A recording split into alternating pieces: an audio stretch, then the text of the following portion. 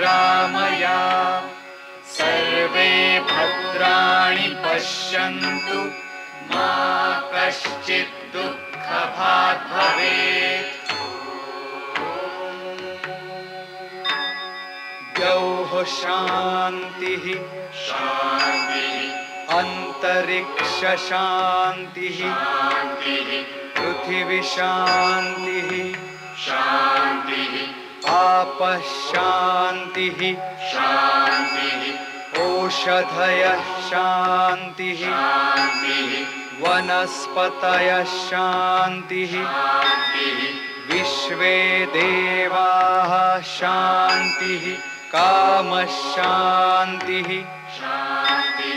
क्रोधः शान्तिः ब्रह्म शान्तिः सर्वः शान्तिः शान्तिरेव शान्तिः साम शान्तिरेधि।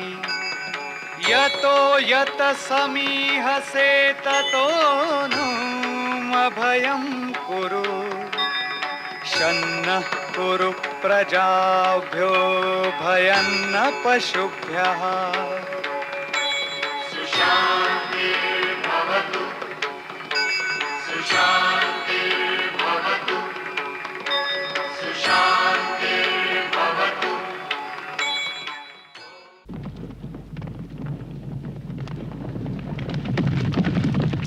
जाते जाते इतना कह जाता हूं, जिसकी जहां जड़ें हैं वही उसकी धरती है। यवनों की जड़ें यहां नहीं हैं।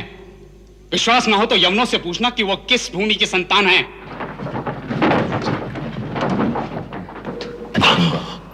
मैं तुम्हें मरने के लिए वहां नहीं जाने दूंगा। अपने राज्य की रक्षा कीजिए कहकर राजपोरस। जाग शंख फूंक रे शूर यौन चूक रे, मातृभूमि आज फिर है तुझे निहारती, मातृभू पुकारती। के राज के जीवित रहते कोई विद्रोही वितस्ता पार नहीं कर सकता।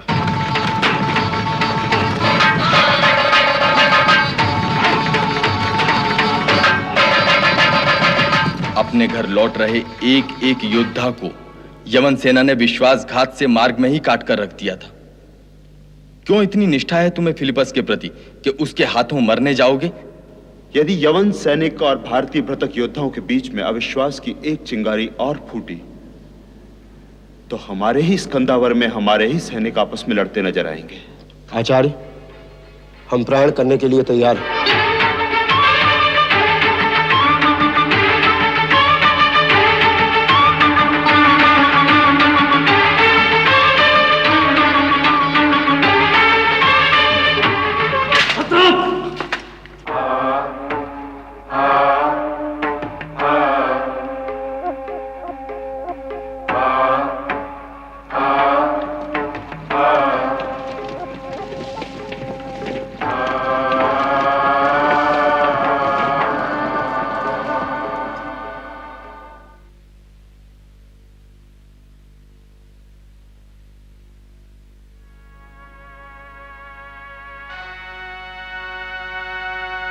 क्या वे चले गए?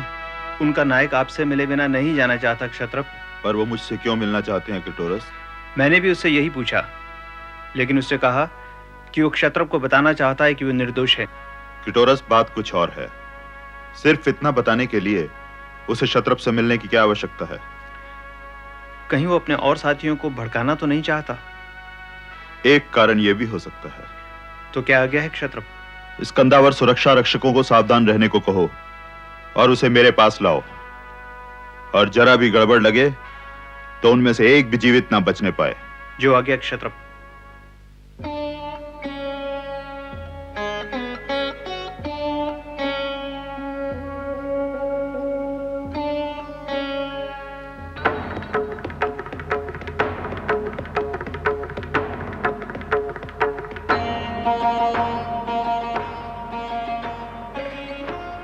कहो,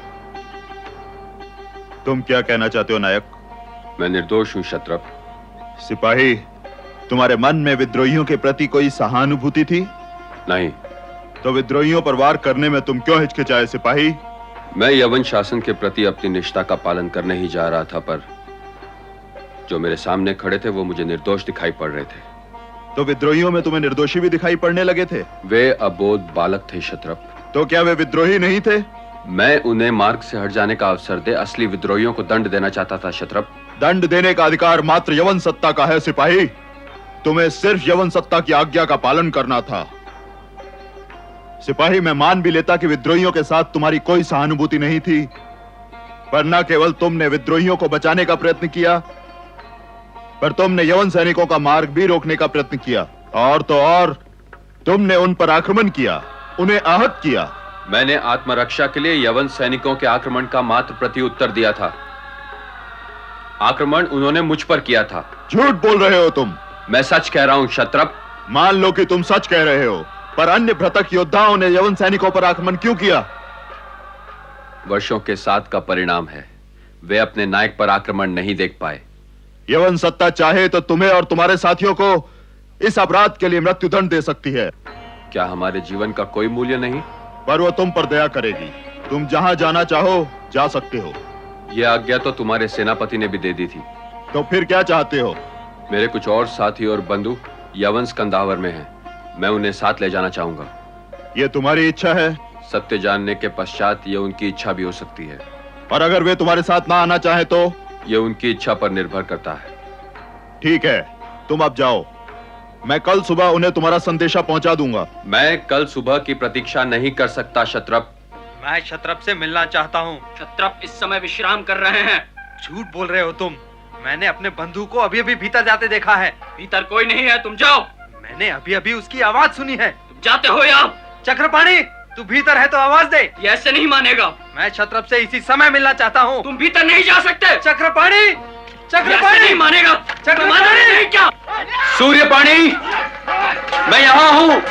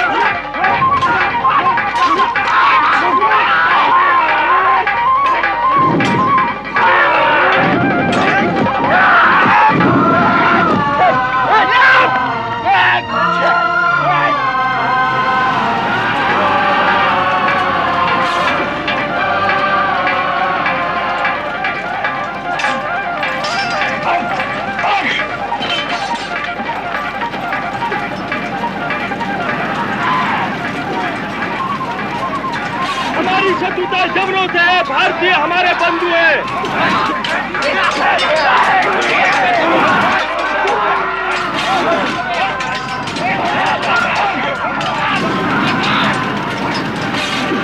यवन हमारे शत्रु हैं।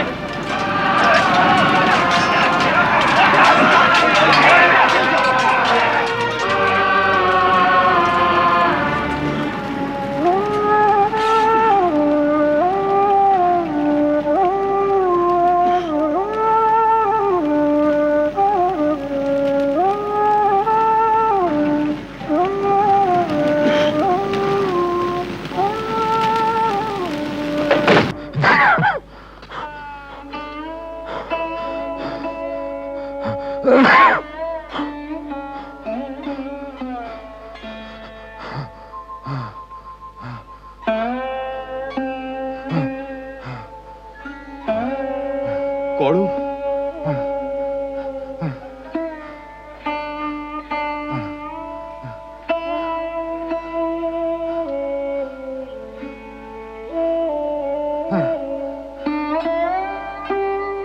कौड़ू,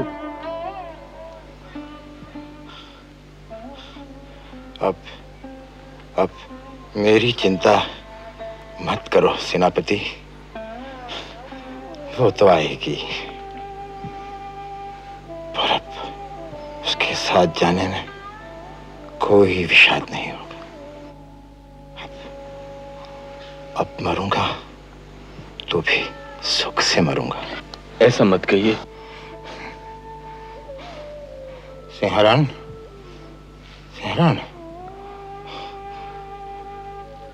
तुम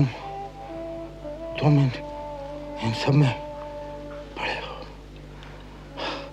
अब इनकी रक्षा का दायित्व तुम्हारा है। तुम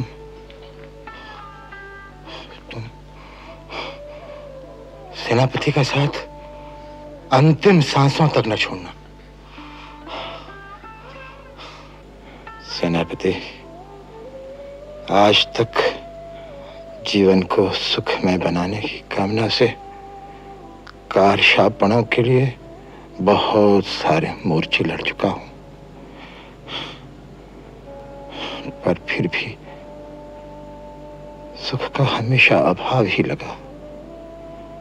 और आज जब सुख की कामना से नहीं लड़ा तो जीवन के अंतिम क्षणों में अप्रतिम सुख का अभाव रहा है। पीड़ा भी सुख दे रही है। पीड़ा पीड़ा नहीं लगती, दुख दुख नहीं लगता।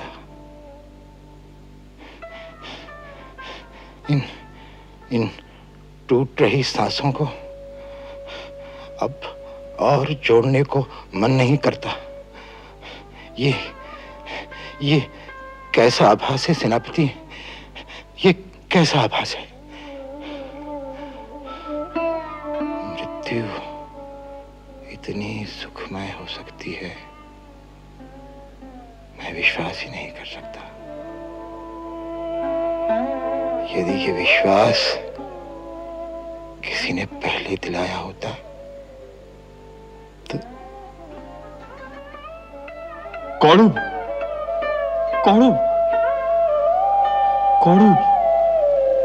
वह अनंत के प्रवास पर जा रहा है सेनापति, उसे विदा कर दो।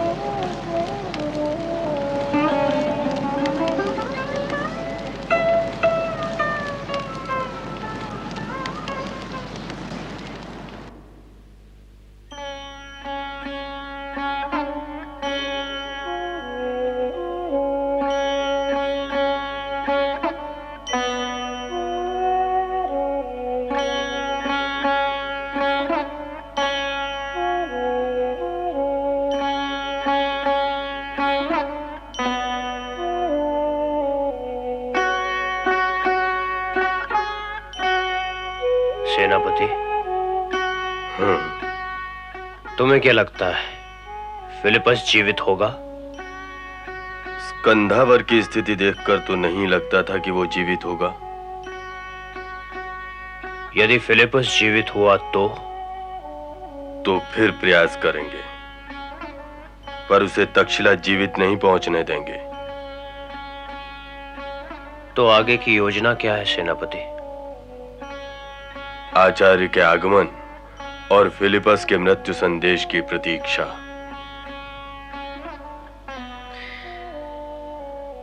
आओ अक्षय, अब तुम विश्राम करो।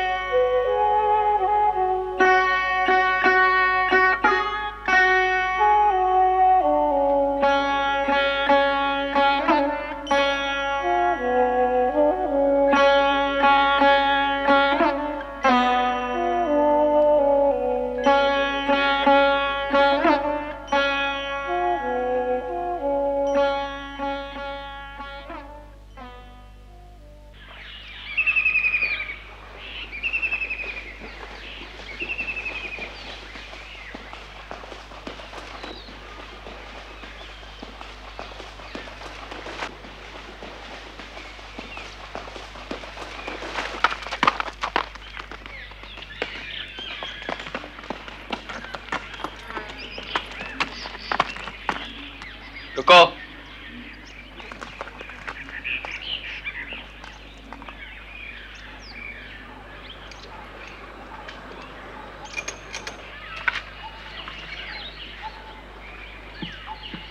मैं सेनापति चंद्रगुप्त से मिलने आया हूँ। किसने भेजा है तुम्हें? सेनापति के आचार्य ने। सेनापति चंद्रगुप्त मुझसे परिचित हैं। आओ मेरे साथ।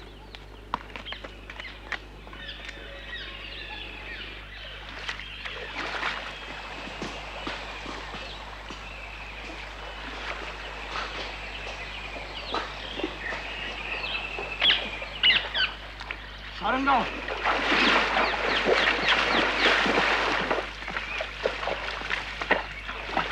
यहाँ तक सकुशल पहुंचाने के लिए मैं आपका सदैव ऋणी रहूंगा बंधु। आचार्य कैसे? अपनी योजनाओं में सक्रिय हैं।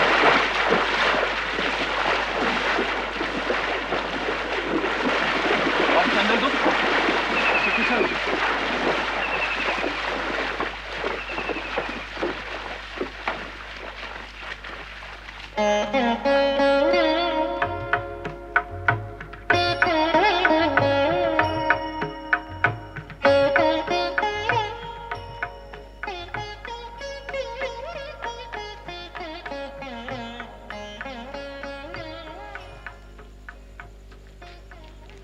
अग्रज, आचार्य की ओर से कोई संदेश नहीं आया।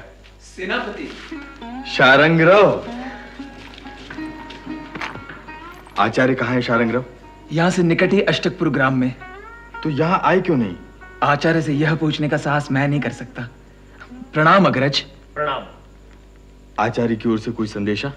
आचार्य का संदेश है कि फिलिपस की हत्या के पश्चात तुम्हें तक्षशिला की ओर प्रयाण करना है, ताकि यदि फिलिपस की हत्या की सूचना पाकर मस्कावती के निकटवर्ती क्षेत्र में विश्राम कर रही यवन सेना ने पुनः सिंधु पार करने का प्रयास किया तो उसका मार्ग रोका जा सके। गत रात्रि हमने यवन स्कंधावर पर आक्रमण किया था शारंगराव, पर अभी तक ये निश्चित नहीं है कि फिलिपस जीवित है या। उसकी सूचना भी आचार्य को रात्रि के तृतीय प्रहर में अष्टकपुर ग्राम में मिल चुकी होगी। यवन स्कंदावर के सुरक्षित अंतर पर विलोचन सन्यासी के रूप में धुनी जमाए बैठा है और तक्षशिला के कुछ योद्धा उसके शिष्य बने स्कंदावर के आसपास हो रही गतिविधियों पर दृष्टि रख रहे हैं। जैसे ही उन्हें सूचना प्राप्त होगी, आचार्य द्वारा वह सूचना तुम तक पहुंच जाएगी। इसके अतिरिक्त यवन स्कंदावर की दैनिक आवश्यकताओं की आपूर्ति करने वाले निकट के ग्राम के ग्वालों, धान्य विक्रेता व अन्य व्यवसायकों से गुरुकुल के निकट के ग्रामों में भ्रमण करने वाले छात्र संपर्क स्थापित करने का प्रयास करेंगे और जैसे ही उन्हें सूचना प्राप्त होगी, आचार्य द्वारा वह सूचना तुम तक पहुंच जाएगी। और यदि फिर भी यवन योद्धा क्षत्रप की हत्या की सूचना गुप्त रखने में सफल हुए तो अंत में तक्षशिला से तुम्हें वह सूचना अवश्य प्राप्त होगी।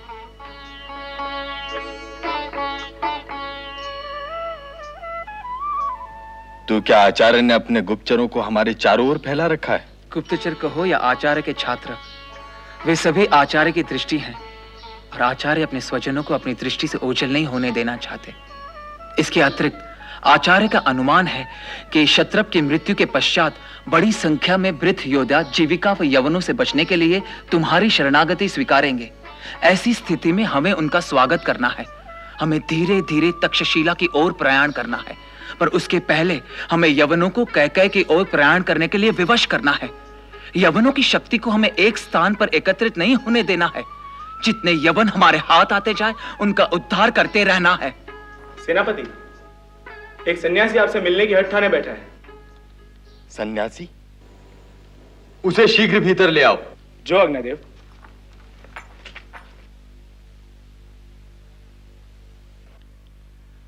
हर हर महादेव। क्षत्रप फिलिपस नहीं रहे सेनापति। स्वं राष्ट्रं पालयेन्जित्यं सत्यधर्मपरायणः निर्जित्य परसैन्यानि क्षितिधर्मेण पालयेत्।